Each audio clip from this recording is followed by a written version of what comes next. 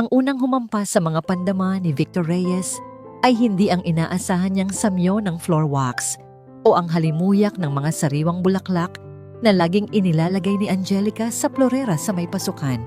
Hindi rin ang pamilyar na pabango nito na kumakapit sa hangin. Ang sumalubong sa kanya ay ang mabagsik at maasim na amoy. Pinaghalong amoy ng nabubulok na pagkain ng basurang hindi na ilabas ng ilang araw at ng natapong alak. Itinulak niya ang mabigat na pintuan na gawa sa narra. Kadiliman ang bumungad sa kanya. Nakasara ang lahat ng makakapal na kurtina at tila nilamon ng dilim ang buong unang palapag ng kanilang mansyon sa Alabang. Ang katahimikan ay hindi payapa. Ito'y mabigat, may dalang panganib. Leah Angelica. Tawag niya ang boses ay bahagyang umalingaw-ngaw sa kalawakan ng sala. "I'm home." Walang sumagot. Dahan-dahan siyang pumasok, hila-hila ang kanyang itim na leather briefcase. Automatikong kinapa ng kanyang kamay ang switch ng ilaw sa pader. Nang bumukas ito, isang eksena ng kaguluhan ang tumambad sa kanya. Mga una ng sofa ay nasa sahig. May mga baso sa coffee table na may mga natuyong marka ng likido. At sa tabi ng hagdanan, isang koleksyon ng mga bote ng alak brandy, gin vodka. Ang ilan ay nakatayo, ang ilan ay nakahiga at walang laman. Binitiwan niya ang kanyang briefcase. Ang tunog ng pagbagsak nito sa marmol na sahig ay parang isang putok ng baril sa katahimikan. 3 buwan. 3 buwan siyang nawala sa Singapore para isara ang pinakamalaking business deal ng kanyang buhay, isang merger na maglalagay sa kanyang tech company sa tuktok ng industriya. Sa loob ng 3 buwan na yon, ang mga video call nila ni Angelica at ng kanilang 8 taong gulang na anak na si Leah ay laging masaya. Palagi silang nasa malinis na sala, nakangiti at sinasabing namimiss na nila siya. Palagi nilang sinasabi na maayos ang lahat. Sinungaling. Nagsimulang kumabog ng mabilis ang kanyang dibdib. Isang malamig na takot ang gumapang sa kanyang batok. Hindi ito ang bahay na iniwan niya. Leah. Sigaw niya mas malakas na ngayon, may bahid na ng pag-aalala. "Anak, nasaan ka?" Sinimulan niyang akyatin ang hagdan, 2 baitang sa bawat hakbang.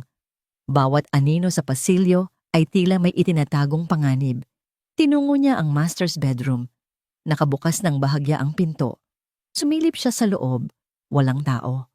Magulo ang kama at nakakalat ang mga damit sa sahig. Huminga siya ng malalim at naglakad patungo sa kabilang dulo ng pasilyo, ang kwarto ni Leah. Ang pinto nito ay nakasara. Dahan-dahan niyang ipinihit ang seradura. Pumasok siya sa loob ng isang silid na tila dinaanan ng bagyo. Nakakalat ang mga laruan, hindi dahil sa paglalaro, kundi dahil sa kapabayaan. May mga tuyong plato sa ibabaw ng maliit na mesa. Ang bintana ay nababalutan ng alikabok. At doon sa isang sulok sa sahig, nakaupo ang kanyang anak. Napatigil si Victor. Tila nawala ng hangin ang kanyang mga baga.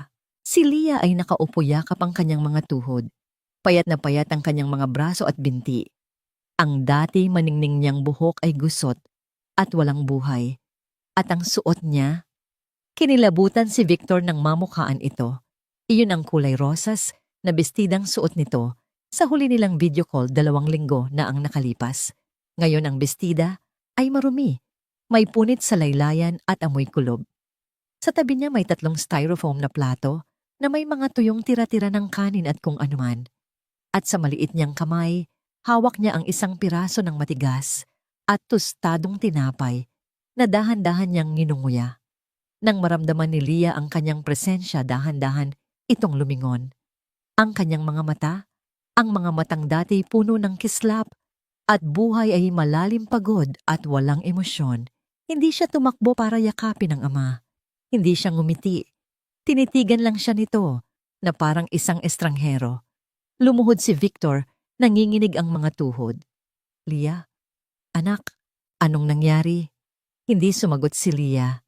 Inabot ni Victor ang kamay para hawakan ang pisngi nito, ngunit bahagyang umurong ang bata na para bang inaasahan ang isang sampal.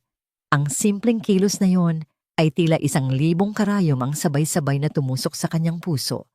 Binawi niya ang kanyang kamay na para bang napaso. Ang anak niya, ang kanyang prinsesa, ay takot sa kanya. Itay, mahinang bulong ni Leah, halos hindi marinig. Ang boses niya ay paos, tila hindi nagamit ng matagal. Si Tita Teresa ayaw na po niya akong bigyan ng kanin. Huminto ito saglit para lumunok ang maliit na Adam's apple nito ay kitang-kita sa payat na leeg. Sabi niya, bayaran daw muna ni Mami yung utang niya. Utang, pagkain, Tita Teresa. Ang mga salita ay tila mga piraso ng isang bangungot na hindi maintindihan ni Victor. Si Teresa ang kanilang kapitbahay, isang biyudang laging nagpapadala ng cake tuwing Pasko. Bakit magkakautang si Angelica sa kanya para sa pagkain? Bakit humihingi ng pagkain ang kanyang anak sa kapitbahay? Bago pa man makapagtanong si Victor, isang pamilyar na boses ang bumasag sa katahimikan mula sa pasilyo. Isang boses na lasing at magaspang. Sino yang kausap mo, Leah? Sinabi ko nang huwag kang maingay, di ba? Dahan-dahang pumasok si Angelica sa kwarto, halos sumandal sa hamba ng pinto para masuportahan ang sarili. Ang kanyang mamahaling silk na pantulog ay lukot-lukot. Ang kanyang buhok na dati laging perpektong nakaayos ay magulo at nakatabing sa kalahati ng kanyang mukha. At ang kanyang mga mata, nang sa wakas ay nagtama ang kanilang paningin, ay namumula at galit. Hindi siya nagulat, hindi siya natuwa. Tinitigan siya nito na para bang isa siyang magnanakaw na nahuli sa akto. Victor Anya, ang pangalan niya ay isang mura sa kanyang mga labi. Pagkatapos ay tumingin ito kay Leah at isang malamig na galit ang gumuhit sa mukha nito. Anong mga kasinungalingan na naman ang sinasabi mo sa tatay mo? Anong nangyayari dito? Angelica, tanong ni Victor, ang kanyang boses ay mahinahon ngunit may bigat na parang bakal. Tumayo siya, inilagay ang sarili sa pagitan ng kanyang asawa at anak. Si Leah ay lalong sumiksik sa sulok. Isang mapaklang tawa ang kumawala kay Angelica. Ang nangyayari? Ang nangyayari, 3 buwan kang wala. 3 buwan mo kaming iniwan dito. Iniwan. Nagpadala ako ng sapat na pera para mabuhay kayo na parang reyna sa loob ng 1 taon. Bakit mukhang basurahan ang bahay na to? At bakit sinasabi ng anak natin na namamalimos siya ng pagkain? Hindi siya namamalimos. Sigaw ni Angelica, kasabay ng pagtulo ng mga luhang alak sa kanyang pisngi.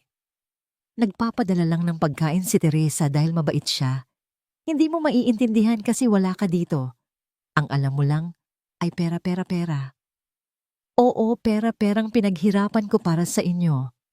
Unti-unti nang tumataas ang boses ni Victor. Perang mukhang ginastos mo sa alak. Itinuro niya ang mga bote sa ibaba. Biglang sumugod si Angelica pero hindi papunta sa kanya. Papunta ito kay Leah. Hinablot nito ang braso ng bata. Halika dito. Huwag kang magsumbong sa tatay mo. Bitawan mo siya. Sigaw ni Victor. Agad niyang hinawakan ng braso ni Angelica, ang kanyang mga daliri ay bumaon sa balat nito. Ang amoy ng alak mula sa hininga nito ay halos makasuka. Nagulat si Angelica sa kanyang lakas. Binitawan niya si Leah at humarap kay Victor, ang mukha ay puno ng pagkamuhi. Bakit ka umuwi nang hindi nagsasabi? Tanong niya, ang boses ay naging isang desperadong bulong. Sana hindi ka na lang bumalik. Ang mga salitang yon ang tuluyang sumira sa kung anumang natitirang pagpipigil kay Victor. Tinitigan niya ang babaeng nasa harap niya, isang estrangherang may mukha ng kanyang asawa. Tumingin siya sa kanyang anak na nanginginig sa takot sa sulok. At sa sandaling iyon alam niya, ang buhay na iniwan niya 3 buwan na ang nakalipas ay wala na. Ang masayang pamilyang nakikita niya sa screen ng kanyang laptop ay isang kasinungalingan. Tinalikuran niya si Angelica. Ang bawat galaw ay kontrolado at puno ng determinasyon. Lumuhod siyang muli sa harap ni Leah. Anak, sabi niya, sinisikap na gawing pinakamalumanay ang kanyang boses. Aalis tayo dito. Tumingala si Leah, ang mga mata ay puno ng pagkalito at takot. Saan po tayo pupunta, Itay? Hindi alam ni Victor ang sagot, ngunit isa lang ang sigurado niya. Kahit saan, bulong niya. Basta malayo dito. Tumingin siya muli sa kanyang asawang nakatayo sa may pinto. Umiiyak na ngayon nang walang tunog. Nakita niya ang pagkawasak ang kapabayaan at ang kasinungalingan. Sa isang iglap gumuho ang lahat ng pinaghirapan niya sa Singapore. Ang tagumpay ay naging abo. At sa gitna ng mga guho ng kanyang pamilya, alam ni Victor na ang gabi ay ngayon palang nagsisimula. Ang katahimikan sa silid ni Leah ay binitak ng nag-aapoy na tanong ni Victor. Hindi ito pasigaw, ngunit ang lamig at bigat nito ay mas matindi pa sa anumang hiyaw. Itinuro niya ang mga walang lamang plato sa tabi ng kanyang anak. Binigyan kita ng kalahating milyon para sa 3 buwan, Angelica. Kalahating milyon nasaan na? Isang mapait na tawa ang kumawala sa mga labi ni Angelica na parabang isang hangal na biro ang narinig niya. Pera? Anya nila sa pangsalita na parang lason. Pagka-uwi mo, yan agad ang hinahanap mo. Hindi, kumusta ka? Hindi na-miss kita, kundi pera. Yan ka naman talaga, Victor. Puro pera. Huwag mong ibahin ang usapan. Mariing sabi ni Victor, bawat salita ay may diin. Tinatanong kita kung saan mo dinala ang pera na dapat ay para sa pagkain at pangangailangan ng anak mo.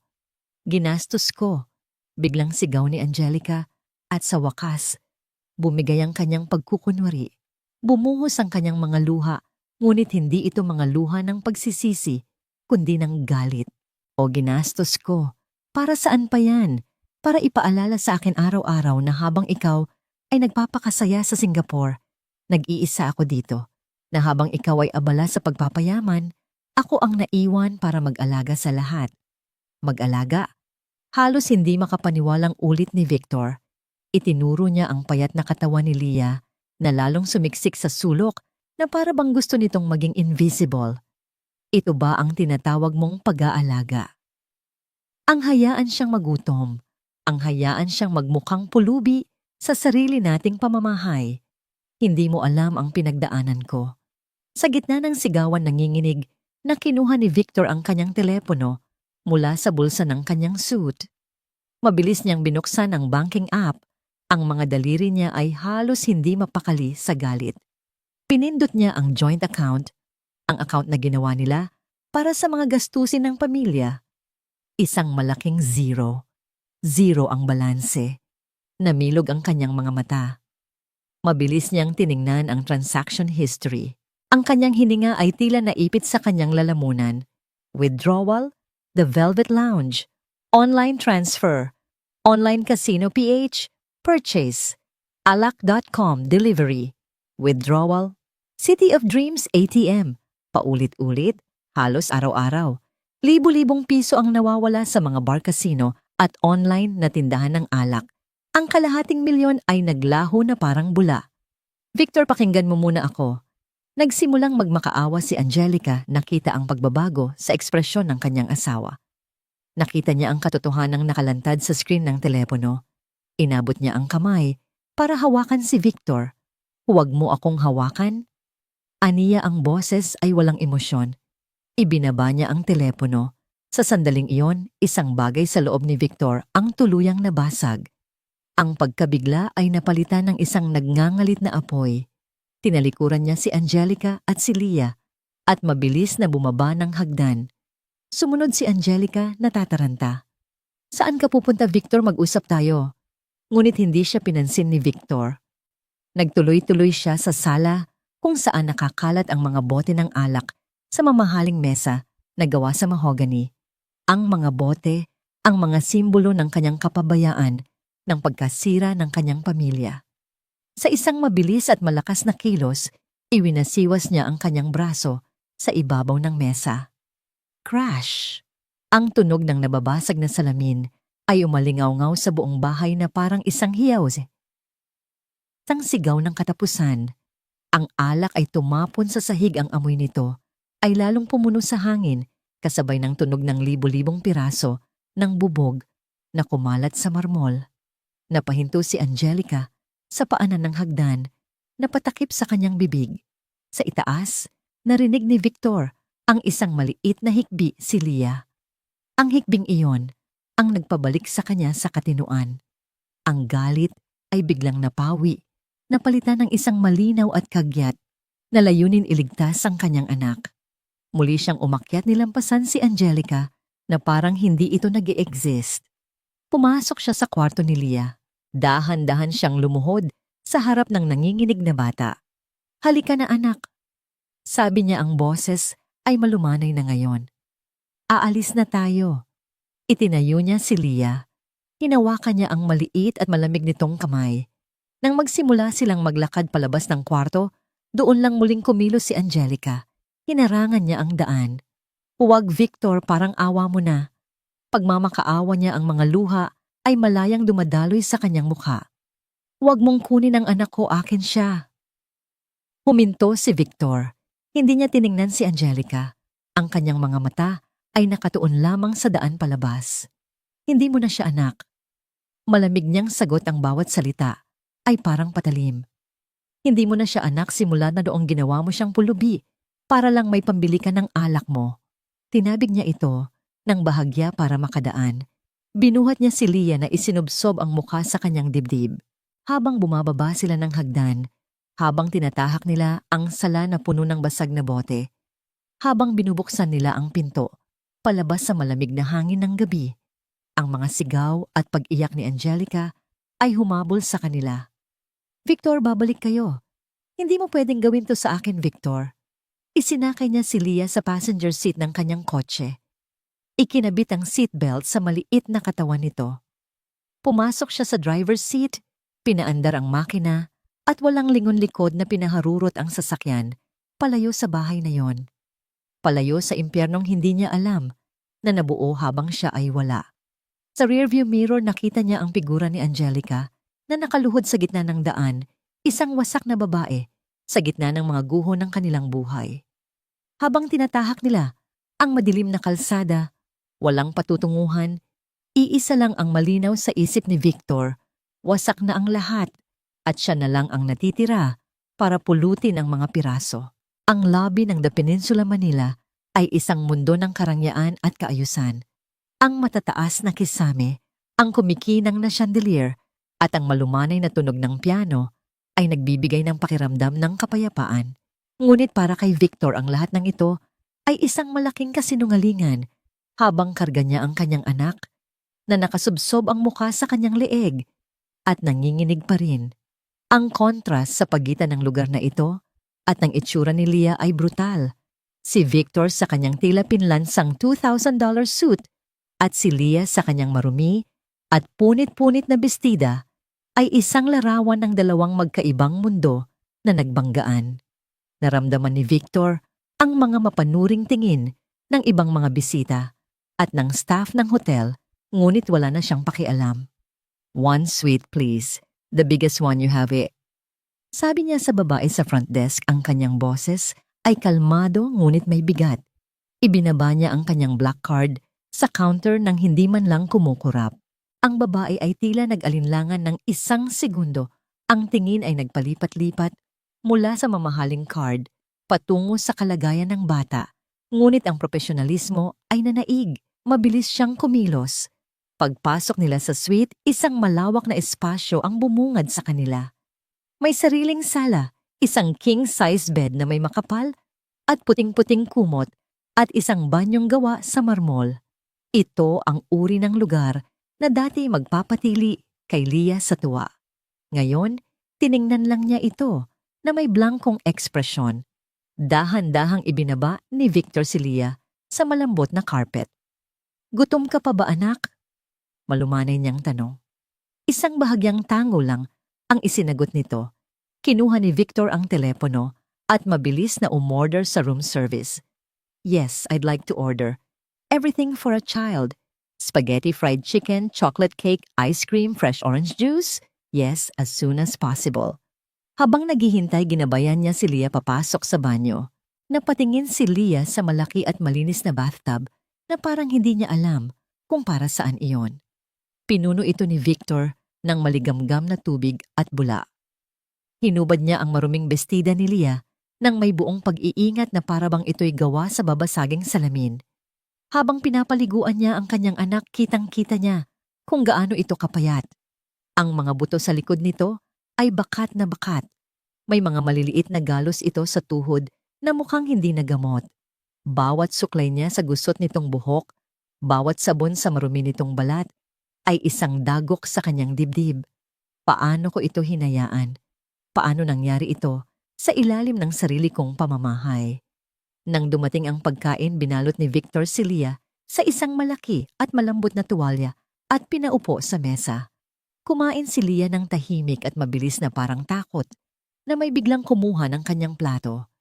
Hindi siya nagsasalita, hindi rin tumitingin sa kanyang ama. Ang tanging maririnig ay ang tunog ng kanyang kutsara at tinidor. Pagkatapos kumain habang si Leah ay nakaupo sa kama at nakatitig lang sa kawalan, lumayo si Victor. Pumasok siya sa sala ng suite at kinuha ang kanyang telepono. Oras na para harapin ang bagyo. Ang unang tinawagan niya ay ang kanyang abogado. Eric. Bungad niya nang sagutin nito ang tawag. Walang paligoy-ligoy. I need you. Victor, anong oras na ba dyan? Teka, nasa Pilipinas ka na. Nagtatakang tanong ni Attorney Eric David. Nandito na ako at kailangan kong mag-file ng divorce. Agad-agad. At kukunin ko ang full custody kay Leah. Nagkaroon ng mahabang katahimikan sa kabilang linya. Wow, slow down. Anong nangyari? Akala ko ba maayos ang lahat? Hindi, Eric. Walang maayos. Sabi ni Victor, ang boses ay nanginginig sa pinipigilang galit. Ikinulong ni Angelica ang anak ko sa impyerno. At ngayon, ilalabas ko siya. Habang kausap niya si Eric, nag-vibrate ang kanyang telepono. Isang text message mula kay Angelica. Sumagot ka, Victor. Nasaan ang anak ko? Hindi niya ito pinansin. Sumunod ang isa pa. Hayop ka. Karapatan ko si Leah, ibalik mo siya. Victor, are you there? Tanong ni Eric. Oo. Makinig ka, Eric. I-file mo na ang lahat ng kailangan. Gagamitin natin lahat ng pera ko kung kinakailangan. Hindi na pwedeng lumapit si Angelica kay Leah. Ever. Pagkatapos ng tawag, sinimulan niyang i-block ang numero ni Angelica. Ngunit bago niya ito gawin, isa pang tawag ang pumasok. Si Angelica ulit. This time sinagot niya. Hindi para makipag-usap, kundi para marinig. Victor, magbabayad ka sa ginawa mo. Sisirain ko ang buhay mo akin. Ang anak ko akin lang siya. Walang imik na pinindot ni Victor ang end call at tuluyan ng blinok ang numero. Pagod na pagod siyang sumandal sa pader, ipinikit ang kanyang mga mata. Pakiramdam niya ay 100 taon siyang tumanda sa loob lang ng 3 oras. Maya-maya, lumabas siya sa sala at nakita si Leah na nakatulog na sa gitna ng malaking kama, yakap-yakap ang isang unan. Mukha itong isang maliit na anghel, ngunit kahit sa pagtulog ang kanyang mukha ay may bakas ng kalungkutan. Umupo si Victor sa isang silya sa tabi ng kama, pinagmamasdan ang kanyang anak. Kinuha niya ulit ang kanyang telepono, binuksan ang call log. At doon nakita niya ang isang listahan na tila isang kutsilyong humiwa sa kanyang kaluluwa. Miss Call Leah Reyes, Miss Call Leah Reyes, Miss Call Leah Reyes, sunod-sunod. 32 beses. Ang iba ay hating gabi, ang iba ay tanghaling tapat. Mga tawag na hindi niya sinagot dahil nasa gitna siya ng meeting. Mga tawag na binaliwala niya dahil tatawag na lang ako mamaya. Isang pangakong hindi niya tinupad. Anong sasabihin niya sa mga tawag na yon? Itay, gutom na po ako. Itay, natatakot po ako. Itay, umuwi ka na. Hindi niya napigilan. Ibinaba niya ang telepono, isinubsob ang kanyang mukha sa kanyang mga palad, at doon sa katahimikan ng isang mamahaling hotel suite, umiyak siya. Umiyak siya para sa kanyang anak, para sa kanyang nasirang pamilya, at higit sa lahat, umiyak siya para sa sarili niyang katangahan. Nang biglang may kumatok sa pinto, hindi ito mahinang katok ng room service, ito ay malalakas, desperado at galit na kalampag. Bang, bang, bang! Victor, alam kong nandyan ka, buksan mo, to gusto kong makita ang anak ko. Boses ni Angelica, puno ng alak at galit. Napabalikwas si Victor. Mabilis niyang tiningnan si Leah na nagising at napaupo sa kama. Ang mga mata ay nanlalaki sa takot. Ikinumpas ni Victor ang kanyang kamay senyas na manatili itong tahimik. Dahan-dahan siyang lumapit sa pinto at sumilip sa peephole. Nandoon nga si Angelica. Gusot ang damit, magulo ang buhok at hinahampas ang pinto gamit ang dalawang kamao. Sa likod niya, dalawang security guard ng hotel ang papalapit. Napapikit si Victor. Ito na. Nagsimula na ang digmaan. Victor, buksan mo to, ibaba mo ang anak ko. Ang sigaw ni Angelica ay umalingaw-ngaw sa tahimik na pasilyo ng hotel, isang marahas na ingay na sumisira sa karangyaan ng lugar. Ang bawat kalampag sa pinto ay parang martilyong pumupukpok sa dibdib ni Victor. Sa loob ng silid si Leah ay nakaupo sa kama, yakap-yakap ang kanyang mga tuhod, ang maliliit niyang balikat ay nanginginig. Mabilis na lumapit si Victor at umupo sa tabi nito, ipinulupot ang isang braso sa kanyang anak. Shh, anak. It's okay. I'm here. Hindi siya makakapasok. Sa labas narinig nila ang mahinahong boses ng mga security guard. Ma'am, kailangan na po nating umalis. Nakakaistorbo na po kayo sa ibang bisita. Wala akong pakialam sa kanila. Isinigaw pabalik ni Angelica. Nandyan sa loob ang anak ko, kinidnap siya ng sarili niyang ama. Kinidnap. Ang salita ay tumama kay Victor na parang sampal. Siya pa ngayon ang masama.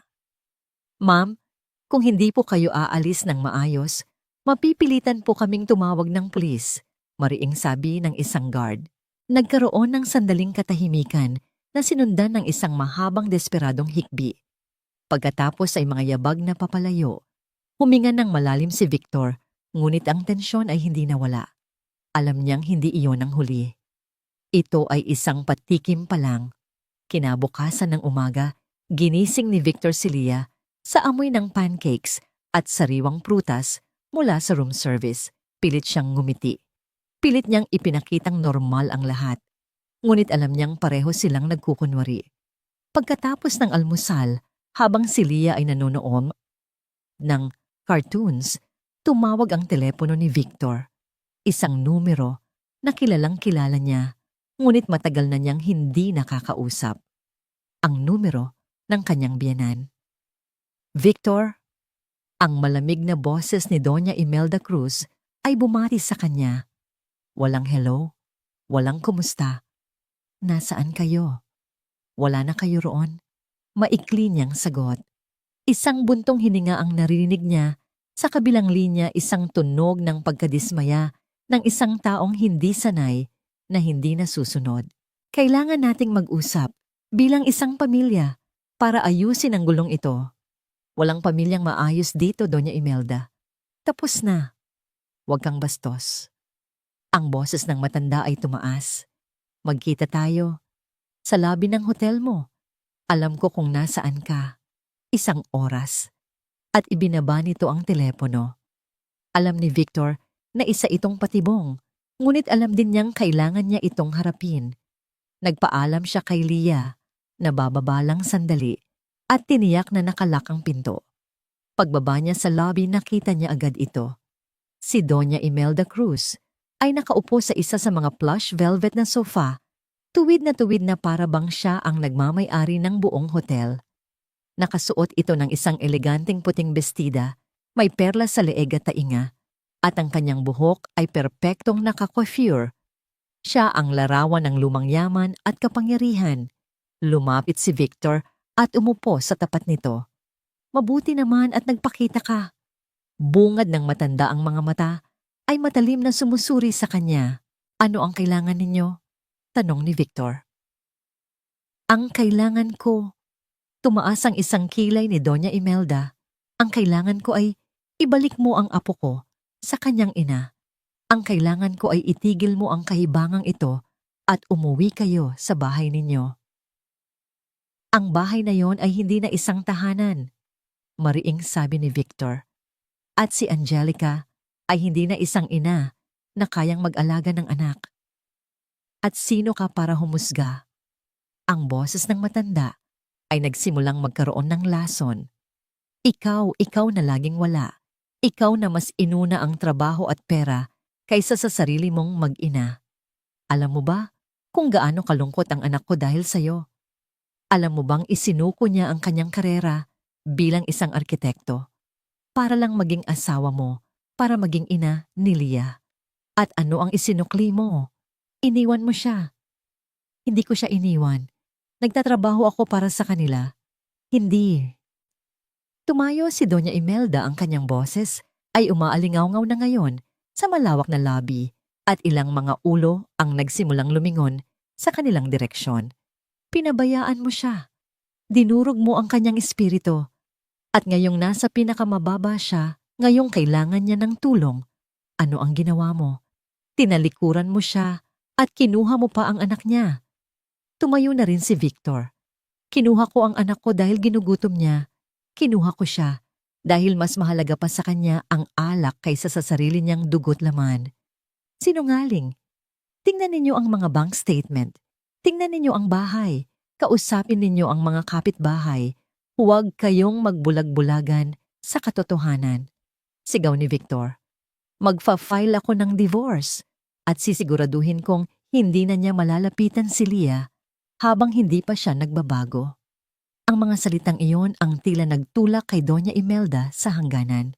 Ang kanyang mukha na kanina'y kontrolado ay biglang nag-alab sa galit.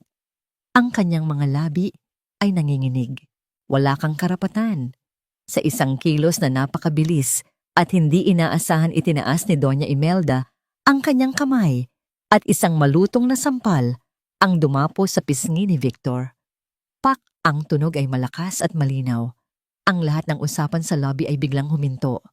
Ang lahat ng mga mata ay napunta sa kanila. Naramdaman ni Victor ang hapdi sa kanyang pisngi, ngunit mas matindi ang pagkapahiya at pagkabigla. Wala kang karapatan.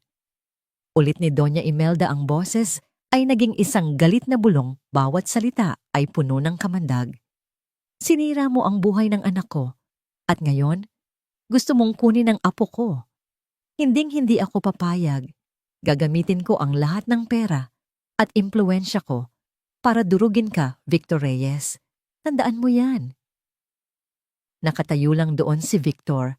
Hindi makagalaw ang kanyang pisngi ay namumula sa sakit at kahihiyan.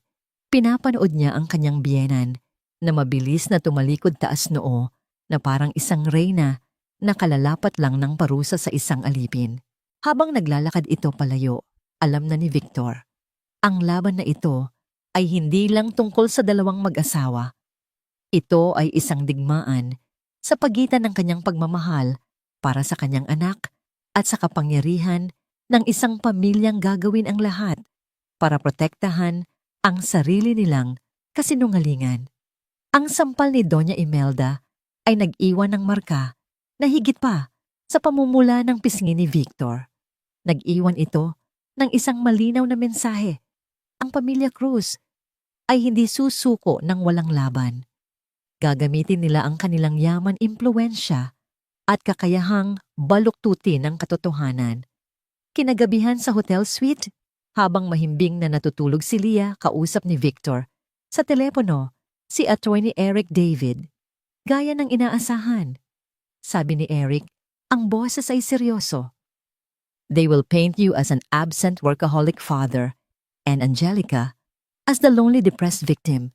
Sa korte ang emosyon ay malakas na armas at si Doña Imelda magaling siyang gumamit niyan.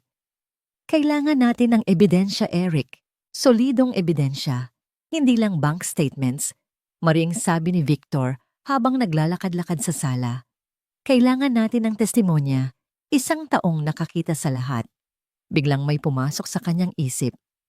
Isang mukha. Isang pangalan. Si Manang Rosa. Bulong ni Victor.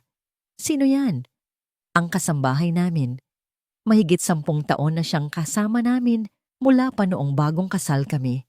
Siya ang nag-alaga kay Leah mula pagkabata. Bigla siyang napaisip. Pero sabi ni Angelica, umuwi na daw siya sa probinsya 2 buwan na ang nakalipas. Biglaan daw. At naniniwala ka pa ba sa kahit anong sinasabi ni Angelica? Tanong ni Eric. Isang mapait na ngiti ang sumilay sa labi ni Victor. Hindi na. Kinabukasan pagkatapos, ihatid si Leah sa isang indoor playground na may kasamang pinagkakatiwalaang staff mula sa hotel. Sinimulan ni Victor ang kanyang paghahanap. Ang tanging alam niya ay ang pangalan ng probinsya ni Manang Rosa. Ngunit naisip niya, kung talagang nagigipit si Angelica, malamang ay hindi nito binigay ang huling sahod at separation pay ng matanda. At kung ganoon malamang, ay hindi pa ito nakakauwi. Malamang ay nasa Maynila pa rin naghahanap ng trabaho. Tinawagan niya ang ahensyang pinagkuhanan nila noon, kay Manang Rosa. Sa tulong ng kaunting pera at pakiusap, nakuha niya ang address ng isang boarding house sa Pasay, kung saan huling namataan ng matanda. Ang lugar ay malayong-malayo sa karangyaan ng Alabang. Masikip ang mga eskinita, magkakadikit ang mga bahay at ang hangin ay amoy kanal at usok. Nakita ni Victor ang sarili sa kanyang mamahaling damit at kotse na isang estranghero sa mundong yon. Natagpuan niya ang boarding house, isang luma at maliit na gusali na nangangailangan na ng pintura. Nagtanong-tanong siya hanggang sa may nagturo sa kanya sa isang pinto sa ikalawang palapag. Kumatok siya. Ilang sandali bumukas ang pinto.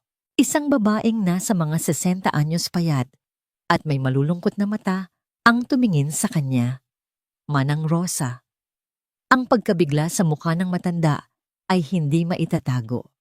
Sir Victor, nanginginig niyang sabi, "Anong ginagawa ninyo dito?" Agad siyang tumingin sa likuran ni Victor na para bang may hinahanap. "Kakasama niyo po ba si Ma'am?" "Hindi, Manang. Ako lang." Mahinahong, sabi ni Victor. "Pwede ba tayong mag-usap?" Pinapasok siya ni Manang Rosa sa kanyang maliit na kwarto. Ang espasyo ay sapat lang para sa isang papag, isang maliit na mesa, at isang plastik na aparador. Umupo si Victor sa nag-iisang upuan habang ang matanda ay naupo sa gilid ng kanyang kama. "Umuwi na po ako, sir," sabi ni Manang Rosa nakayuko. Sabi po ni Ma'am, hindi na raw po niya kailangan ng tulong ko. Tinitigan siya ni Victor. "Manang, kailangan kong malaman ang totoo. Anong nangyari sa bahay? Anong nangyari kay Leah?" Sa pagbanggit ng pangalan ni Leah, nagsimulang mamasa ang mga mata ng matanda. Hindi siya makasagot. "Manang, parang awa niyo na." Pakiusap ni Victor ang boses ay halos magmakaawa na. "Nakita ko si Leah. Alam kong hindi siya inaalagaan. Kailangan ko ng tulong niyo para mailigtas siya." At doon bumigay si Manang Rosa. Humagulgol siya, ang mga hikbi ay nagmumula sa isang pusong puno ng pag-aalala at takot. At sa pagitan ng kanyang mga yak, ikinuwento niya ang lahat. Ikinuwento niya kung paano nagsimulang uminom si Angelica nang umalis si Victor. Noong una, isang baso lang ng wine sa gabi. Pagkatapos isang buong bote, hanggang sa naging brandy na at vodka umaga pa lang. Ikinuwento niya ang pagdating ng isang lalaking nagngangalang Carlo, isang kaibigan daw ni Angelica, na laging nagyayaya ritong lumabas at umutang ng pera. At ang pinakamasakit sa lahat, ikinuwento niya ang nangyari kay Leah. "Sir, may mga araw po na hindi na nagluluto si Ma'am." Umiiyak na, sabi ni Manang Rosa. "Ako po ang nagpapakain kay Leah. Kukuha po ako sa sarili kong pera, pambili ng itlog at kanin. Bakit hindi niyo sinabi sa akin? Bakit hindi niyo ako tinawagan?" "Sinubukan ko po, sir. Pero nakita po ni Ma'am. Kinuha niya ang cellphone ko. Nagalit siya. Sabi niya trader daw ako." Huminga ng malalim si Manang Rosa, nanginginig. At yung mga araw na dinadala ni Ma'am, yung si Sir Carlos sa bahay, pinapalabas niya po si Leah. Pinapapunta niya sa hardin. Sinasabi niya, "Diyan ka lang maglaro. Huwag kang papasok hanggat hindi ko sinasabi." Napapikit si Victor. Ang imahe ng kanyang anak na nag-iisa sa hardin hanggang gumabi ay isang kutsilyong sumaksak sa kanyang dibdib. Pinalayas niya po ako nung sinubukan ko siyang pigilan. Pagpapatuloy ng matanda. Sinabi ko po na mali yung ginagawa niya sa bata. Nagalit po siya. Ibinato niya sa akin ang pera. Sabi niya, lumayas daw ako at wag nang magpapakita. Tumayo si Manang Rosa at may kinuha sa ilalim ng kanyang unan. Isang maliit itim na notebook. Sinulat ko po lahat, sir. Sabi niya habang inaabot ang notebook kay Victor. Ang mga kamay niya ay nanginginig. Sinulat ko po ang mga petsa, ang mga araw na dumating si Carlo, ang mga araw na walang makain si Leah, ang mga araw na pinapalabas siya sa bahay. Sinulat ko po, baka sakaling may maghanap, baka sakaling umuwi kayo. Kinuha ni Victor ang notebook. Binuksan niya ito. Ang bawat pahina ay puno ng sulat ng kamay ng matanda, isang detalyadadong talaan ng kapabayaan at pagdurusa. October 12. Dumating si Sir Carlo. Uminom sila hanggang gabi. Si Leah sa labas lang. October 15. Walang luto. Pinakain ko si Leah ng Lucky Me. October 21. Pinalayas ako ni Ma'am. Diyos ko, ang bata. Isinara ni Victor ang notebook. Ang mga kamay niya ay nanginginig sa galit at sakit. Ito ang kanyang sandata. Ito ang katibayan. Ngunit bawat letra, bawat salita sa loob nito ay isang paalala rin ng kanyang sariling pagkukulang. Tumingin siya kay Manang Rosa na umiiyak pa rin ng tahimik. Manang. Sabi niya, ang kanyang boses ay basag. Handa ka bang sabihin yan lahat sa korte? Nag-angat ng tingin ang matanda, ang mga mata ay puno ng takot, ngunit pagkatapos ay tumingin ito sa kawalan na parabang nakikita si Leah at isang bagong determinasyon ang lumitaw sa kanyang mukha. Para po kay Leah, mahina niyang sabi, gagawin ko po ang lahat. Habang hawak ni Victor ang notebook ni Manang Rosa, isang konkretong patunay ng impyernong pinagdaanan ng kanyang anak, isang ibang uri ng digmaan naman ang sinisimulan ni Angelica sa tulong ng kanyang ina. Hindi ito digmaan ng ebidensya, kundi ng perception. Nagsimula ito sa isang post sa Instagram, isang luma nilang family picture. Masaya sila sa beach. Si Victor ay karga si Leah. Si Angelica ay nakangiti. Ang caption, "There are battles that a mother must fight alone for her child, praying for strength." Family is everything. Sinundan ito ng isa pa. Isang picture ni Angelica at Leah na magkayakap. "A mother's love knows no distance. I will cross oceans for you, my love." Bawat post ay maingat na ginawa. Walang direktang akusasyon, ngunit ang mensahe ay malinaw. Si Angelica ang biktima, ang ina na pinagkaitan ng anak. Si Victor, bagamat hindi pinapangalanan, ang malupit na asawang naglayo sa kanila. Ang mga komento ay umapaw. Mga salita ng suporta mula sa mga kaibigan nilang mamayayaman, mga "Stay strong, sis," at "We know you're a great mom." Ito ay isang masterclass sa public relations, isang opensibang naglalayong sirain ang kanyang kredibilidad bago pa man siya makatuntong sa korte. Shit! Mura ni Victor habang ipinapakita ang mga post kay Eric sa telepono. Ganyan sila maglaro, Victor?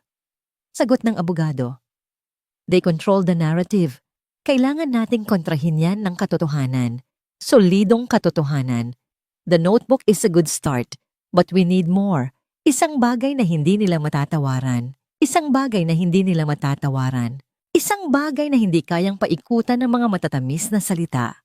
Naalala ni Victor ang sinabi ni Leah noong unang gabi. Si Tita Teresa ayaw na po niya akong bigyan ng kanin. Si Teresa Santos, ang kanilang kapitbahay, ang biyudang laging nasa bintana. Kinahapunan muli niyang iniwan si Leah sa hotel at nagmaneho pabalik sa Alabang. Ang pagpasok sa kanilang subdivision ay nagdulot ng panibagong bigat sa kanyang dibdib.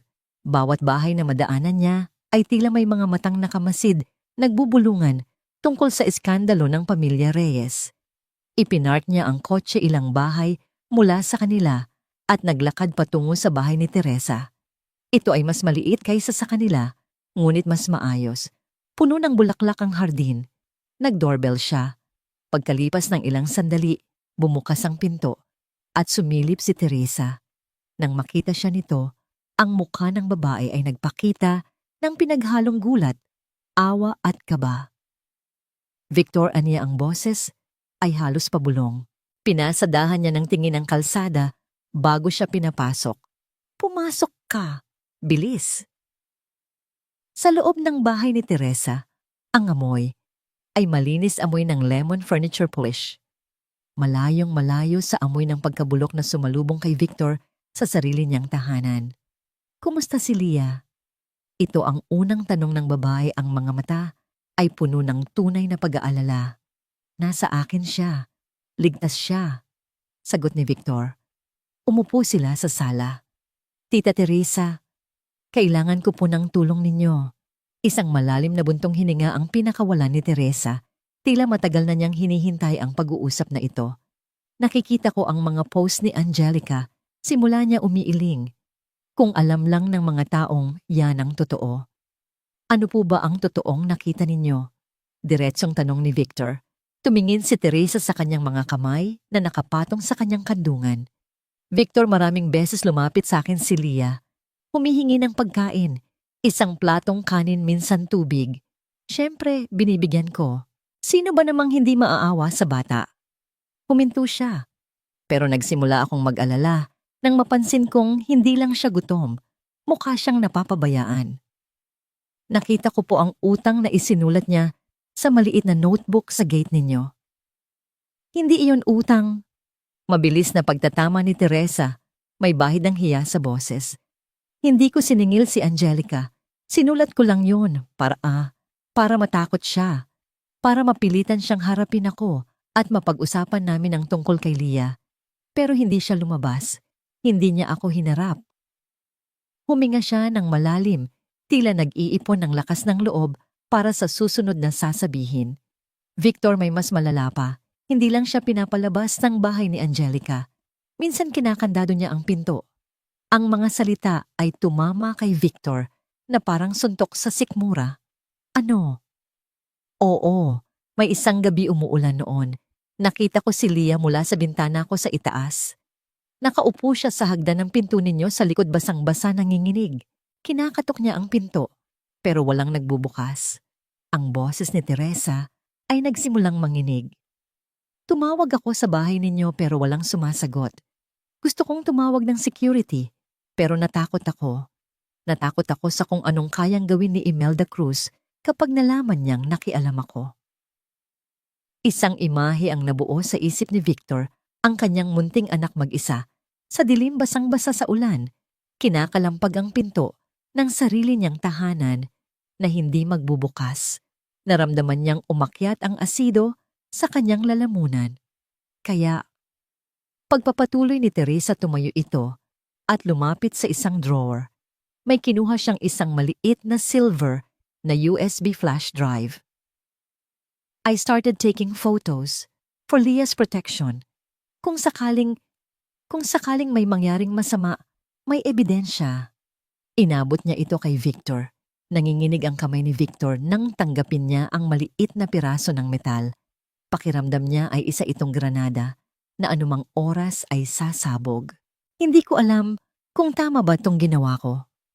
Bulong ni Teresa, ang mga mata ay nagbabadyang lumuha. Pero hindi ko na kinaya. Bawat araw sumisilip ako sa bintana, nagdarasal na sana maayos lang ang bata. Hindi nagsalita si Victor. Wala siyang masabi. Tumangulang siya, isang kilos ng pasasalamat na hindi kayang ipahayag ng mga salita. Umalis siya sa bahay ni Teresa na parang isang sundalong sugatan mula sa digmaan. Pagbalik sa kanyang kotse, isinaksak niya agad ang USB sa kanyang laptop. Ang folder ay naglalaman ng 20 litrato. Ang unang larawan ay kuha sa malayo. Si Leah, nakaupo sa damuhan sa kanilang hardin, kumakain ng isang bagay mula sa isang maliit na plastik na lalagyan. Mukha siyang maliit at nag-iisa sa gitna ng malawak na bakuran. Ang pangalawa, si Leah nakatayo sa tapat ng gate ng kapitbahay, tila nag-aatubiling kumatok. Ang pangatlo, si Leah nakatulog sa duyan sa hardin, yakap ang kanyang sarili para sa init. Ang araw ay palubog na. Ang pang-apat, ang ikalima, ang ika-6. Bawat isa ay mas masakit kaysa sa nauna. May isang litratong nakaupo si Leah sa gilid ng kalsada, pinapanood ang ibang mga bata na nagbibisikleta. May isa kung saan nakasilip siya sa bintana ng kanilang sariling bahay mula sa labas. At ang pinakahuli, ang pinakamasakit, isang malabong kuha sa gabi sa gitna ng ulan. Si Leah, isang maliit at basang anino na nakayukyok sa tapat ng kanilang pintuan sa likod. Ang kanyang mukha ay hindi makita, ngunit ang kanyang postura, ang postura ng isang taong sumuko na ay nagsasabi ng lahat. Napahampas si Victor sa manibela, isang malakas galit na hampas. Ang tunog ay umalingaw-ngaw sa loob ng tahimik na kotse, kasabay ng isang hikbi na hindi na niya napigilan. Ito ang katotohanan. Ang solidong katotohanan na hindi kayang burahin ng anumang Instagram post. Ito ang mga larawan na ipapakita niya sa korte. Ito ang mga larawan na wawasak kay Angelica. Nang kumalma siya, tinawagan niya si Eric at sinabi ang tungkol sa USB. Isang mahabang katahimikan ang sumunod. Victor, sa wakas, ay sabi ni Eric ang kanyang boses ay mababa at seryoso. This changes everything. This is no longer just neglect. This is criminal endangerment. Pagkabalik niya sa hotel, isang sobre mula sa isang courier ang naghihintay sa kanya sa front desk. Galing ito sa korte. Sa loob ng kanyang suite, binuksan niya ito. Ito ay isang petisyon na isinampa ng abogado ni Angelica. Isang temporary restraining order. Hinihiling nito sa korte na pagbawalan si Victor na ilabas ng Metro Manila si Leah sa ilalim ng alegasyong parental kidnapping at emotional distress na idinudulot sa ina at anak. Natawa si Victor, isang tawang walang saya puno ng kabalintunaan. Kinidnap emotional distress. Hinawakan niya ang USB sa kanyang kamay. Hinawakan niya ang notebook ni Manang Rosa. Okay, Angelica. Bulong niya sa kawalan. Gusto mo ng laban? Bibigyan kita ng laban. Alam niyang ang daan sa hinaharap ay magiging marumi at masakit. Ang mga kasinungalingan ay lalabas. Ang mga lihim ay mabubunyag. Ngunit sa kauna-unahang pagkakataon, mula nang umuwi siya, naramdaman ni Victor ang isang bagay na matagal nang nawala katiyakan. Katiyakang nasa panig niya ang tama. At may hawak na siyang mga larawan para patunayan ito. Ang utos ng korte ay malinaw. Si Angelica ay hindi maaring lumapit kay Victor o kay Leah.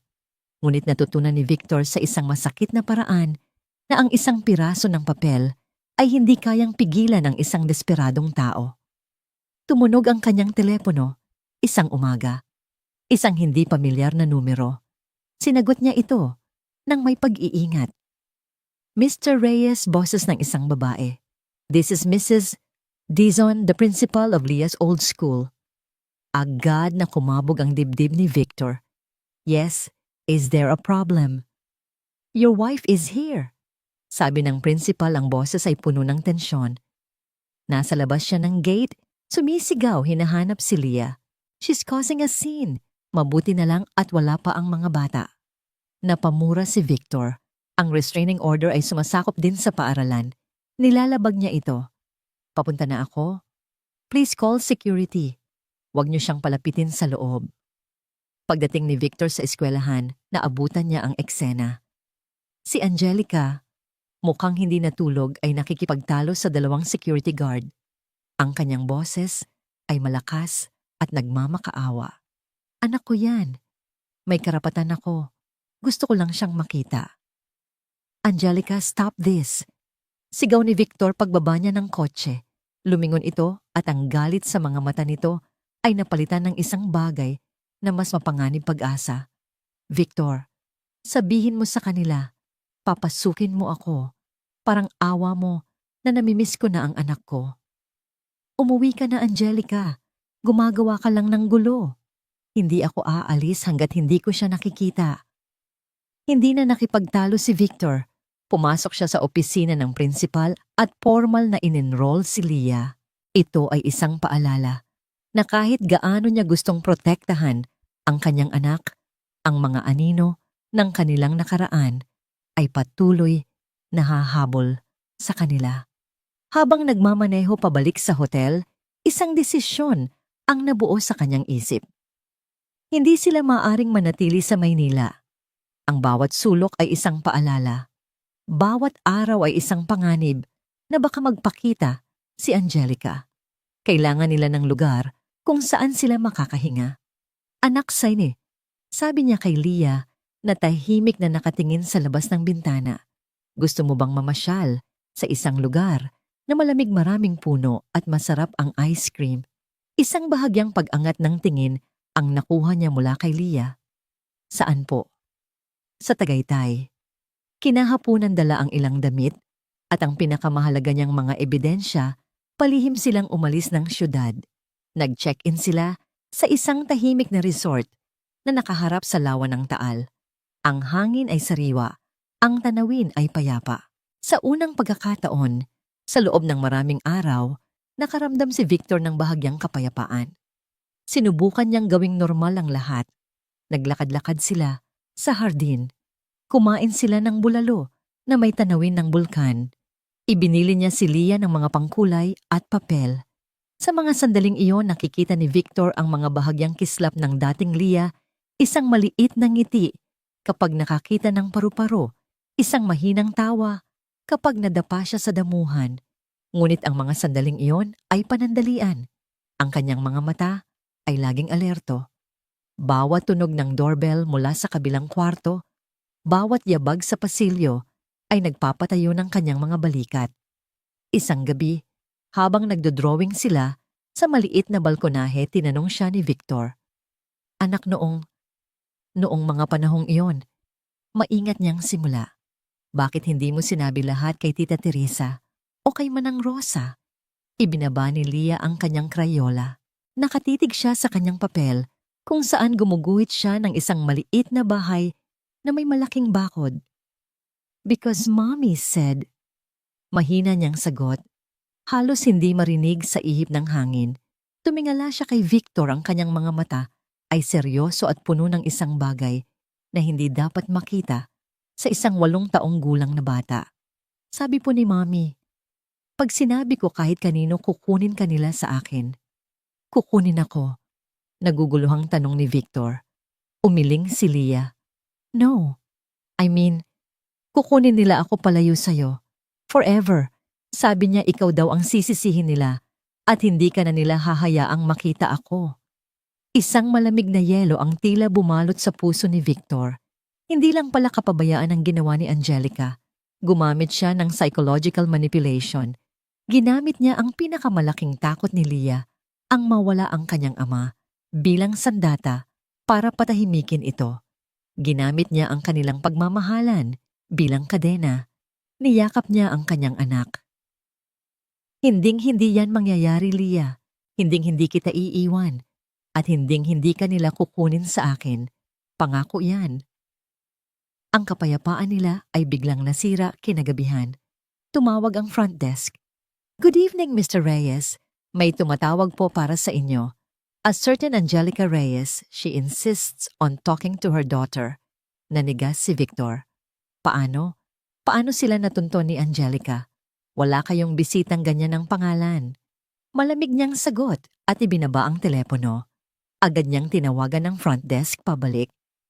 Please block all incoming calls to my room. No exceptions. Ngunit huli na ang lahat. Ang lason ay naipasok na. Nang gabing iyon, nagising si Victor sa isang sigaw. Mami! Huwag po, Mami!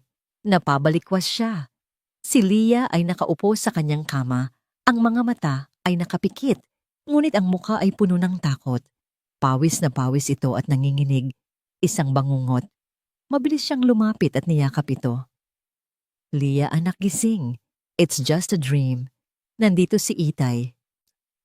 Nagising si Leah, humihingal ang mga luha ay dumadaloy sa kanyang mga pisngi. Niyakap niya si Victor ng mahigpit. Itay, si Mommy, she was leaving me in the dark. Umiiyak niyang sabi. Hinaplos ni Victor ang buhok ng kanyang anak, pinapatahan ito. Ngunit sa loob niya isang bagyo ng galit at kawalan ng pag-asa ang nagngangalit. Niyakap niya ang kanyang anak na umiiyak dahil sa takot sa ina nito. Ngunit sa gitna ng bangungot, ang pangalan pa rin ng ina nito ang tinatawag. Habang hawak niya ang kanyang nanginginig na anak sa dilim ng kanilang silid sa Tagaytay, habang nakatingin sa payapang lawa sa labas ng kanilang bintana, naunawaan ni Victor ang isang malupit na katotohanan. Hindi ito ang solusyon. Hindi sila pwedeng magtago habang buhay. Ang pagtakas ay nagbibigay lang kay Angelica ng kapangyarihan, ang kapangyarihang takutin sila, hanapin sila, guluhin sila. Ang tanging paraan para matapos ito, ang tanging paraan para tunay na mapalaya ang kanyang anak, ay ang harapin ng bagyo. Kailangan nilang bumalik at tapusin ang laban minsan at para sa lahat sa loob ng isang lugar, kung saan ang mga kasinungalingan ay hindi makakapagtago ang korte. Ang pasilyo ng family court ay malamig at tahimik isang lugar kung saan ang pinakamasasakit na drama ng pamilya ay dinidinig hindi sa sigawan kundi sa formal na wika ng batas.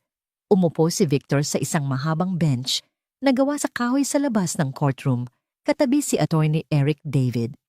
Sa loob ng briefcase ni Eric ay ang kanilang mga sandata, ang notebook, ang USB, ang mga bank statement, ang lahat ng katotohanang kanilang natipon. Handa ka na ba? Tanong ni Eric habang inaayos ang kanyang kurbata. Umiling si Victor. Hindi, pero kailangan. Ilang sandali pa bumukas ang pinto sa kabilang dulo ng pasilyo. Pumasok si Angelica, kasama ang kanyang abogado, at si Doña Imelda. Napahinto si Victor sa paghinga. Ang Angelica na nakita niya ay ibang-iba sa babaeng nagwawala sa hotel at sa eskwelahan. Nakasuot ito ng isang simpleng navy blue dress na hanggang tuhod. Ang kanyang buhok ay maayos na nakapusod. Ang kanyang makeup ay minimal sapat lang para takpan ang mga dark circles sa ilalim ng kanyang mga mata at magbigay ng bahagyang kulay sa kanyang maputlang mukha. Mukha siyang mahinhin, mukha siyang inaapi, mukha siyang biktima. Nang magtama ang kanilang mga mata, isang malamig na kuryente ang dumaloy sa pagitan nila. Walang galit sa mga mata ni Angelica, kundi isang malalim na kalungkutan. Isang kalungkutan na perpektong inensayo. Sa likod niya si Doña Imelda ay nakatingin kay Victor na may purong pagkamuhi. Case number 74, 321 Reyes versus Reyes for the custody of the minor Leah Reyes, anunsyo ng isang court clerk. Tumayo sila at pumasok sa courtroom. Isang maliit at formal na silid na amoy lumang papel. Sa gitna sa isang mataas na upuan ay ang hukom, isang babaeng nasa mga 50 anyos, may suot na salamin at isang ekspresyon na nagsasabing nakita na niya ang lahat. Nagsimula ang paglilitis. Ang abogado ni Angelica ang unang nagsalita. Magaling siya. Ipininta niya ang isang larawan ng isang mapagmahal na ina na iniwan ng isang ambisyosong asawa. Isang babaeng bumagsak sa depresyon dahil sa kalungkutan at pag-iisa. Her actions, Your Honor, were not of malice, but of desperation. Sabi ng abogado, she made mistakes, yes. Mistakes she deeply regrets, but she is not a monster. She is a mother who loves her child and is now seeking help for her condition. Tinawag nila si Doña Imelda sa witness stand. Umiiyak nitong ikinuwento kung paano niya nakita ang unti-unting pagkawasak ng kanyang anak. Ang tanging kasalanan ng anak ko ay ang magmahal ng sobra, anya habang pinupunasan ang mga pekeng luha. Tumingin si Victor kay Angelica. Nakayuko ito, ang mga balikat ay nanginginig, ginagampanan ang papel nito nang walang kupas. Naramdaman ni Victor ang pag-akyat ng galit sa kanyang dibdib. Pagkatapos turn na ni Eric. The prosecution would like to call our first witness, Rosa Dantes, honey. Anunsyo niya. Pumasok si Manang Rosa, nanginginig, halatang ninenerbyo sa formalidad ng lugar. Ngunit nang magsimula siyang magsalita, ang kanyang boses ay naging matatag, puno ng kombiksyon ng isang taong nagsasabi ng katotohanan. Ikinuwento niya ang lahat, ang paglalasing, ang pagdating ni Carlo, ang mga araw na walang pagkain. Sinungaling, biglang sigaw ni Angelica mula sa kanyang upuan. Pinalayas ko siya dahil nagnanakaw siya. Objection, Your Honor, sabi ng abogado ni Angelica. Hearsay, order in the court. Sabi ng hukom, ang mga mata ay matalim na nakatingin kay Angelica. Ngunit ang pinakamatinding dagok ay hindi pa dumarating. Your Honor, sabi ni Eric, we would like to present Exhibit B. Isang malaking monitor ang binuksan sa harap ng silid at isa-isa lumabas ang mga litrato. Ang litrato ni Leah na natutulog sa duyan, Ang litrato ni Leah na nakaupo sa gilid ng kalsada. Ang litrato ni Leah na nakasilip sa bintana ng sarili nilang bahay. At ang pinakahuli ang malabo, ngunit malinaw na larawan ni Leah na basang-basa sa ulan, nakayukyok sa tapat ng kanilang nakakandadong pinto. Isang kolektibong paghinga ang maririnig sa maliit na silid. Ang hukom ay napatitig sa screen, ang kanyang kalmadong ekspresyon ay napalitan ng pagkabigla at hindi makapaniwalang tingin. Tumingin siya kay Angelica. Ang maskara ni Angelica ay nagsimulang mag-crack. Ang kanyang mukha ay namutla. Hindi pa tapos si Eric. Inilabas niya ang mga bank statement. Your Honor, habang ang 8 taong gulang na batang ito ay natutulog sa labas sa gitna ng ulan. Sabi ni Eric. Ang kanyang boses ay umaalingaw-ngaw sa katahimikan. Ang kanyang ina, ang biktimang ina, na may depresyon ay gumastos ng $52,000 sa isang gabi sa The Velvet Lounge. Ipinakita niya ang susunod na statement. At habang ang batang ito ay kumakatok sa mga kapitbahay para humingi ng kanin, ang kanyang ina ay nag-transfer ng $100,000 sa isang online casino. Bawat salita ni Eric ay isang martilyong pumupukpok sa huling pako ng kabaong ng kasinungalingan ni Angelica. Sa wakas, kinuha ni Eric ang notebook ni Manang Rosa. At ito, Your Honor, ay isang talaarawan. Hindi ng isang teenager, kundi ng isang kasambahay na may malasakit. Isang talaarawan ng kapabayaan. Isang talaarawan ng gutom. Isang talaarawan ng pag-abandona. Hindi na napigilan ni Angelica. Tumayo siya, ang kanyang silya ay bumagsak sa likod niya. Tama na, isinigaw niya, ang kanyang boses ay basag at puno ng pagkasuklam. Hindi na ito ang mahinhing biktima. Ito na ang tunay na siya. Kasalanan niya lahat to. Itinuro niya si Victor. Kung hindi niya ako iniwan, hindi sana ito mangyayari. Hindi niyo alam kung gaano kahirap mag-isa. Mrs. Reyes, sit down. Utos ng hukom, ang boses ay matigas na parang bakal, ngunit hindi na siya nakinig. Tumingin siya kay Victor, ang kanyang mga mata ay nag-aapoy. Sinira mo ang buhay ko, Victor, sinira mo ako. Order, order. Malakas na sabi ng hukom, pinupukpok ang kanyang gavel. Ngunit si Angelica ay tuluyan ng bumagsak. Napaluhod siya sa sahig, humahagulgol ng malakas, hindi na dahil sa pag-arte, kundi dahil sa bigat ng katotohanang sumampal sa kanya. Ang kanyang perpektong plano ay gumuho. Ang kanyang mga kasinungalingan ay nalantad. Si Doña Imelda ay mabilis na lumapit sa kanyang anak, niyakap ito at tumingin kay Victor. Ang tingin na yon ay hindi na lang pagkamuhi. Ito ay isang pangako ng paghihiganti. The court will take a recess to deliberate. Anunsyo ng hukom, ang kanyang muka ay isang maskara ng matinding pagkadismaya.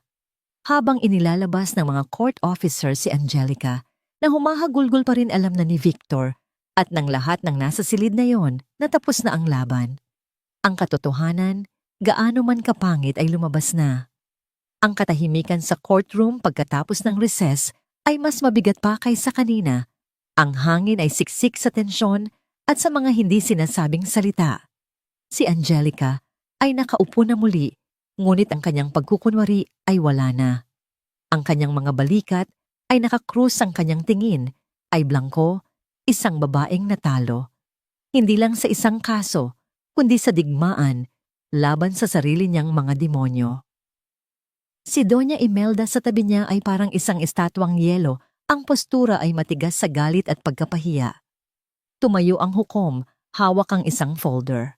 Ang kanyang muka ay seryoso, at ang kanyang mga mata ay tila nakikita ang kaluluwa ng bawat isang naroroon. The court has reviewed all the evidence presented. Simula niya, ang kanyang boses ay formal at walang emosyon. The bank statements, the testimonies, and most damningly, the photographic evidence of the minor's condition. Tumingin siya ng diretso kay Angelica. Mrs. Reyes, what this court has seen is not a mere case of depression or a cry for help. It is a pattern of severe and willful neglect. You prioritized your vices over the fundamental needs of your own child, her food, her safety, her well-being. Bawat salita ng hukom ay tila isang dagok kay Angelica na lalong napayuko. Mr. Reyes, lumingon ang hukom kay Victor. You are not without fault. Your prolonged absence, however well-intentioned for your career, created a vacuum that contributed to this catastrophic failure of the family unit. Let this be a lesson you carry for the rest of your life. Tumango si Victor, tinatanggap ang bawat salita. Alam niyang totoo yon. However, pagpapatuloy ng hukom, the primary responsibility of this court is not to punish the parents but to protect the child. It is to place the child in an environment where she can heal and thrive. Huminga siya ng malalim bago ibigay ang kanyang hatol. Therefore, it is the decision of this court that sole and full legal and physical custody of the minor Leah Reyes is hereby granted to her father, Mr. Victor Reyes. Narinig ni Victor ang sarili niyang paghinga, na tila ngayon lang niya pinakawalan. Sa tabi niya naramdaman niyang marahang tinapik ni Eric ang kanyang likod. Mrs. Reyes, pagpapatuloy ng hukom, is ordered to undergo a minimum of 6 months in a certified substance abuse rehabilitation facility to be followed by mandatory psychological therapy. Visitation rights to her daughter will be suspended until she completes the rehabilitation program, after which supervised visits may be allowed subject to the recommendation of her therapist and the child psychologist. Isang mahinang pigil na hikbi ang narinig mula kay Angelica. This court is adjourned. Pagkatapos ng hukom, kasabay ng huling pukpok ng kanyang gavel. Pakiramdam ni Victor ay gumaan ang kanyang katawan, ngunit hindi ito saya. Ito ay isang uri ng pagkahapo, ang pagod ng isang sundalong kalalabas lang mula sa isang madugong labanan. Nanalo siya, pero sa anong halaga? Habang palabas sila ng courtroom, hinarap sila ni Doña Imelda. Wala na ang sigaw. Wala na ang drama. Ang natira na lang ay isang malamig at mapanganib na katahimikan. Sana'y maging sapat ka para sa kanya. Sabi nito kay Victor, ang boses ay parang yelo. Hindi ito isang pagbati. Isa itong sumpa, isang paalala na habang buhay siyang babantayan, hihintaying magkamali. Pagkatapos ay lumapit si Angelica, iniwan ang kanyang ina at abogado. Tumayo siya sa harap ni Victor, mas malapit kaysa sa inaasahan niya. Ang kanyang muka ay basang-basa sa luha, ang kanyang makeup ay kumalat na. Victor? Bulong niya, ang boses ay paos. Patawad. Tinitigan siya ni Victor. Hindi niya nakita ang babaeng nagwawala. Nakita niya ang babaeng minahal niya noon na wala sa isang lugar na madilim at malalim. Ngunit ang awa ay hindi sapat para burahin ang mga larawan ni Leah na umiiyak sa ulan. Patunayan mo yan kay Leah. Sagot niya, ang kanyang boses ay pagod. Hindi sa akin. Tumalikod siya at naglakad palayo. Iniwan si Angelica na nakatayo doon mag-isa sa gitna ng pasilyo. Hindi umuwi si Victor sa hotel. Nagmaneho siya papunta sa isang parke. Isang parke kung saan madalas niyang dalhin si Leah noong mas bata pa ito. Umupo siya sa isang bench sa ilalim ng isang malaking puno ng akasya at tumitig sa kawalan. Ang bigat ng huling mga linggo, ng huling mga taon, ay bumagsak sa kanya. Kinuha niya ang kanyang telepono at tinawagan ang kanyang real estate agent. Ilista mo na ang bahay sa Alabang. Sabi niya, as is where is, ilista mo rin ang shares ko sa kumpanya sa Singapore. Sell everything. Pagkatapos ay tinawagan niya si Leah na pansamantalang nasa pangangalaga ng pinsan ni Eric. Pagdating ni Leah, sinalubong niya ito ng isang mahigpit na yakap. Umupo sila sa parehong bench. Hinawakan ni Victor ang maliliit na kamay ng kanyang anak. Tapos na anak. Mahina niyang sabi. Tumingala si Leah sa kanya, ang mga mata ay puno ng mga tanong na hindi niya masabi. Nakinig ang judge. Pagpapatuloy ni Victor. Mula ngayon tayong dalawa na. Palagi na tayong magkasama. Walang sigaw ng tuwa. Walang ngalamngiti. Tumingin lang si Leah sa malayo sa mga batang naglalaro sa damuhan. Pagkatapos ng ilang sandali, sumandal ito sa kanyang ama. Hindi na po tayo babalik sa bahay na yun, Itay. Tanong niya, ang boses ay halos pabulungi. Umiling si Victor, hinaplos ang buhok nito. Ang tanong na yon ay nagsasabi ng lahat. Ang bahay na dapat ay kanlungan ay naging isang kulungan. Hindi na anak, sagot niya habang pinipigilan ang sariling mga luha. Gagawa tayo ng bago. Sa ilalim ng puno ng akasya sa gitna ng hapon, dalawang nasirang kaluluwa ang nagsimulang mangarap muli. Hindi ng isang mansyon o ng bilyon-bilyong dolyar, kundi ng isang bagay na mas simple at mas mahalaga, isang tahanan. Isang tunay na tahanan. Nagsisimula pa lang ang kanilang paglalakbay. Ang mga sugat ay malalim. Ngunit sa kauna-unahang pagkakataon, nakakita si Victor ng liwanag sa dulo ng madilim na lagusan, isang liwanag na kasing simple ng pagsandal ng ulo ng kanyang anak sa kanyang balikat. At alam niyang iyon na ang pinakamahalagang presyo na napanalunan niya. Isang taon ang lumipas. Ang mansyon sa Alabang ay naibenta na sa isang bagong pamilya. Ang bilyon-bilyong pisong pinaghirapan ni Victor sa Singapore ay naging abo matapos ang biglaang pagbebenta niya ng kanyang shares. Nawala sa kanya ang lahat ng simbolo ng kanyang tagumpay, ang malaking bahay, ang mamahaling kotse, ang posisyon sa tuktok ng corporate world. Ngunit habang tinitingnan niya ang kanyang paligid ngayon, pakiramdam niya ay mas mayaman siya kailanman. Nakatira na sila ngayon sa isang maliit na bungalow, sa isang tahimik na subdivision sa Quezon City. 3 lang ang kwarto, may maliit na hardin sa likod na tinamnan nila ng mga kamatis at herbs, at may isang gate na kailangan mong buksan ng mano-mano. Ang kanilang umaga ay hindi na nagsisimula sa tunog ng alarm clock para sa isang board meeting, kundi sa basa at magaspang na dila ng isang golden retriever na pinangalanan ni Leah na Pag-asa. Si Victor ang nagluluto ng almusal, minsan ay sunog na itlog, minsan ay perpektong pancake. Siya ang naghahatid at sumusundo kay Leah sa bago nitong eskwelahan na ilang kanto lang ang layo. Nagbukas siya ng isang maliit na consulting firm na pinapatakbo niya mula sa isang kwarto sa kanilang bahay. Mas maliit ang kita, ngunit mas malaki ang kanyang oras. Oras para tulungan si Leah sa kanyang homework. Oras para manood ng mga Disney movies sa Biyernes ng gabi na may kasamang popcorn. Oras para lang umupo sa hardin at pag-usapan ng mga ulap. Ang mga maliliit na bagay na dati wala siyang panahon ngayon ay bumubuo na sa kanilang buong mundo. Si Leah ay dahan-dahang nagbabago. Ang kanyang mga buto ay hindi na bakat. Ang kanyang tawa ay mas madalas nang marinig, lalo na kapag nakikipaglaro siya kay Pag-asa. Nag-enroll siya sa art classes at ang mga dingding ng kanyang kwarto ay napuno ng mga drawing, mga masasayang drawing na puno ng kulay, hindi na mga bahay na may malalaking bakod. Nagpapatuloy ang kanilang therapy, parehong individual at magkasama. May mga araw pa rin na mahirap, may mga gabi pa rin na binabangungot si Leah.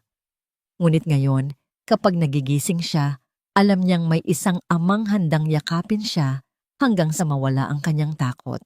Si Angelica, ayon sa huling balita mula kay Eric, ay natapos ang kanyang 6 na buwang rehab. Nasa therapy pa rin ito at nakatira kasama ang kanyang ina. Hindi pa ito tumatawag, hindi pa ito nagpaparamdam.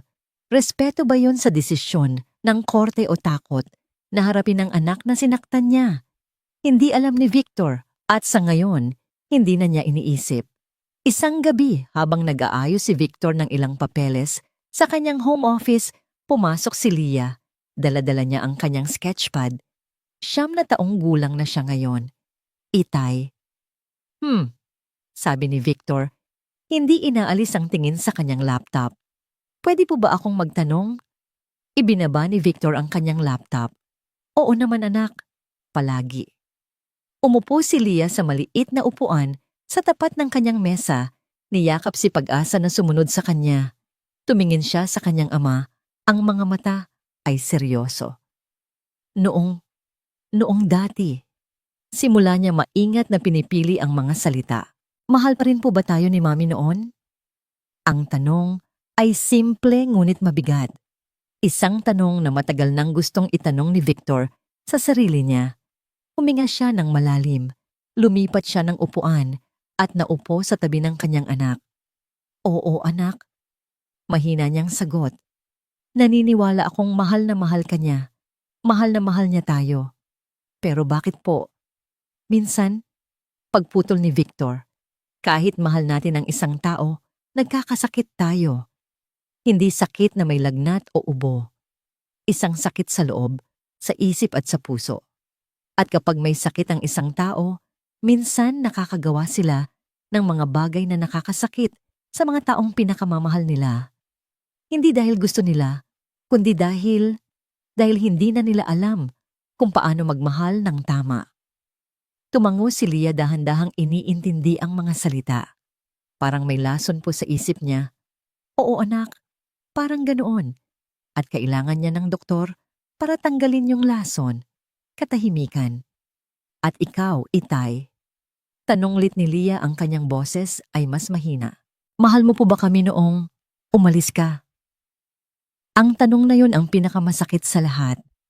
Tumingin si Victor sa mga mata ng kanyang anak at nakita ang lahat ng kanyang pagkukulang. Naramdaman niya ang pag-init ng kanyang mga mata. Palagi, Leah. Palagi kitang minahal. Palagi ko kayong minahal. Sabi niya, ang boses ay nanginginig. Pero nagkamali ako. Nagkamali ako sa pag-iisip kung ano ang pinakamahalaga. Akala ko, pag binigyan ko kayo ng magandang bahay at maraming pera, yun na ang pagmamahal. Mali pala ako. Patawarin mo si Itay. Hindi sumagot si Leah. Sa halip ibinaba niya ang kanyang sketchpad, lumapit kay Victor at niyakap ito ng mahigpit sa leeg. Isang yakap na walang takot. Isang yakap na puno ng pag-unawa. Okay lang po, Itay. Bulong niya sa tainga nito. Kasi nandito ka na ngayon. Niyakap ni Victor ang kanyang anak. Pabalik isinubsob ang kanyang mukha sa buhok nito at hinayaang tumulo ang mga luhang matagal na niyang pinipigilan. Luha ng pagsisisi ng pasasalamat ng pag-ibig. Sa maliit na kwartong iyon sa isang ordinaryong gabi, naramdaman ni Victor ang tunay na kahulugan ng lahat. Ang mundo niya ay gumuho para lang itayo muli sa isang mas matibay na pundasyon. Ang pundasyong yon ay hindi pera o tagumpay. Ang pundasyon ay ang pagiging naroroon. Ilang taon pa ang lumipas. Sa kanyang high school graduation, si Leah ay tumayo sa entablado bilang valedictorian. Sa kanyang talumpati, hindi niya pinag-usapan ang mga libro o mga grado. Ikinuwento niya ang tungkol sa isang bahay na gumuho at kung paano itinayo muli ng kanyang ama ang isang tahanan mula sa mga piraso nito. Natutunan ko na ang pinakamahalagang bagay sa buhay ay hindi ang mga bagay na mayroon tayo. Pagtatapos niya habang nakatingin sa kanyang ama na nasa audience at lumuluha, kundi ang mga taong nananatili sa tabi natin. Ang pagiging naroroon para sa isa't isa, iyon ang tunay na yaman. Habang pinapalakpakan ng lahat si Leah, ngumiti si Victor. Ang nakaraan ay hindi na isang sugat na dumudugo. Ito ay isang peklat, isang paalala ng isang laban na kanilang pinagdaanan at pinagwagian. Ang kanyang mundo ay minsang tumigil, ngunit doon din sa gitna ng katahimikan at pagkawasak, doon din nagsimula ang lahat.